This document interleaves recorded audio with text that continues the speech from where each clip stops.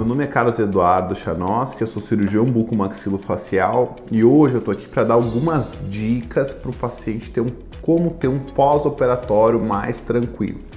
Boa parte dos pacientes que fazem a cirurgia ortognática, o maior medo deles é em relação ao pós-operatório, como que vai funcionar, se vai doer muito, se não vai. Então, o que a gente sempre fala para o paciente é o seguinte: para o paciente ter um pós-operatório um pouquinho mais tranquilo, é um conjunto de fatores, ou seja, uma cirurgia com cuidado com tecidos moles, incisões menores, controle rigoroso de sangramento, para que o paciente tenha um pouco menos de edema.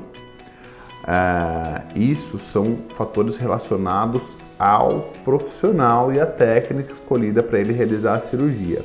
Mas em relação ao paciente, normalmente o que a gente solicita a ele são algumas dicas. Por exemplo, gelo é muito importante que ele faça, mas não tem como aplicar a compressa de gelo de forma homogênea sobre o rosto e numa temperatura constante. O gelo ele é aplicado numa temperatura X e à medida que ele vai degelando, essa temperatura vai diminuindo. Então nós sempre recomendamos as máscaras de temperatura constante que aplicam o resfriamento de forma homogênea pelo rosto.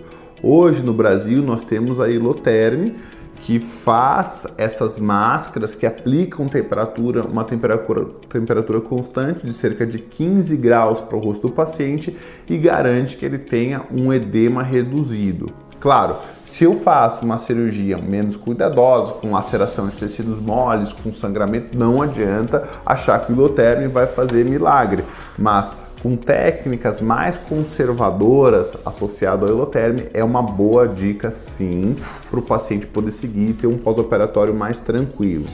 Não interessa se ele está em hospitais básicos ou nos hospitais melhores, achar que o gelo vai chegar de forma constante, não chega, o paciente vai passar períodos sem resfriamento do rosto, por isso que a gente acha que é mandatório o uso das máscaras de resfriamento constante.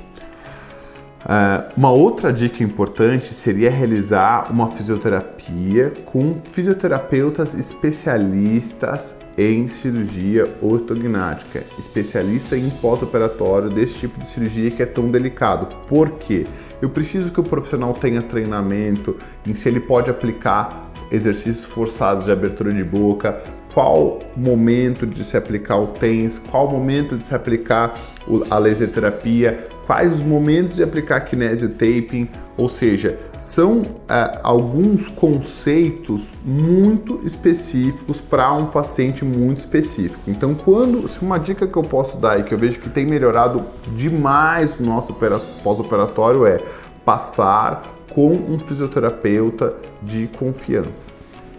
Uma outra dica que eu posso dar para o paciente também eu sempre gosto de passar a visita no quarto, no pós-operatório, e sempre peço para esse paciente levantar, realizar a higiene bucal, lavar o rosto, higienizar o nariz. Então a gente vê muito, às vezes os pacientes eles se abatem muito com a cirurgia ortognática. É muito importante que o paciente entenda que o paciente não está doente, ele foi operado. Pacientes que normalmente eles reagem de forma mais negativa, que eles não se movimentam tanto, que têm uma higienização deficiente, que não conseguem se alimentar correto, são os pacientes que têm o pior pós-operatório. São os pacientes que a pele fica ruim no pós-operatório, fica oleosa, fica cheia de espinhas, são pacientes que perdem cabelo, são pacientes que têm uma cicatrização deficiente, pacientes que normalmente demoram muito mais para melhorar a abertura de boca, para melhorar a mímica facial. Higienização da cavidade nasal, higienização da cavidade bucal, e manter um repouso relativo, que a gente chama, ou seja, você se levantar, ir para um sofá, você conseguir ter uma vida com certas limitações, você não ficar somente acamado, faz uma diferença muito grande no pós-operatório.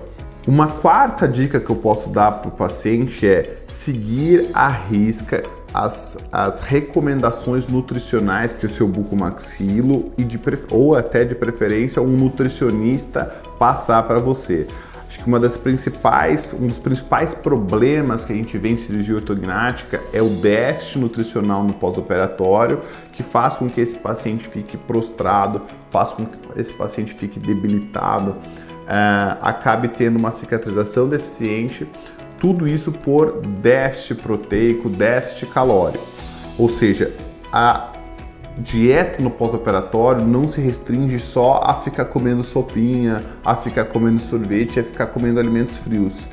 A dieta no pós-operatório, na verdade, ela deve ser feita uma alteração de consistência, mas não pode ser feito déficit de ingestão de proteínas, de calorias, de gordura que são suficientes, são necessárias para que eu tenha uma recuperação, para que meu organismo funcione normalmente antes da cirurgia.